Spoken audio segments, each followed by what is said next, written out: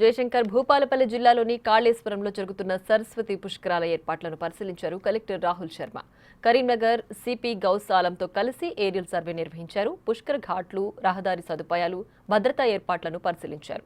సరస్వతి పుష్కరాలకు వచ్చే భక్తులకు Joy ride ద్వారా త్రివేణి సంగమం, కాళేశ్వర దేవస్థానం, కాళేశ్వరం చుట్టుపక్కల అడవులు తదితర అందాలను వీక్షించడానికి జాయ్ రైడ్ ఏర్పాటు చేసినట్లు తెలిపారు.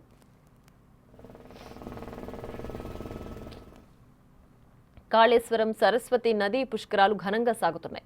పుష్కర్ ఘాట్లో పుణ్యస్నానాలు ఆచరించేందుకు రాష్ట్ర నలుమూలల నుంచే కాకుండా ఇతర రాష్ట్రాల నుంచి కూడా భక్తులు పెద్ద ఎత్తున తరలివస్తున్నారు. కాళేశ్వరం ముక్తేశ్వర స్వామిని దర్శించుకుని మొక్కులు చెల్లించుకుంటున్నారు. మూడో రోజు 2 లక్షల మందికి పైగా భక్తులు పుణ్యస్నానం ఆచరించినట్లు అధికారులు తెలిపారు. వారాంతపు సెలవులు కావడంతో విద్యార్థులు, మహిళలు, ఉద్యోగులు భారీగా తరలివస్తున్నారు. ట్రాఫిక్ స్తంభించినప్పటికీ భక్తులు లెక్క చేయకుండా కాళేశ్వరానికి తరలి రావడం విశేషం.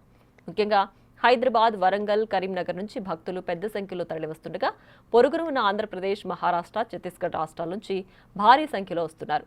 భక్తుల సంఖ్య ఒక్కసారిగా పెరగడంతో అధికారులు రద్దీని నియంత్రించలేని పరిస్థితిని ఎదుర్కోవాల్సి వస్తోంది.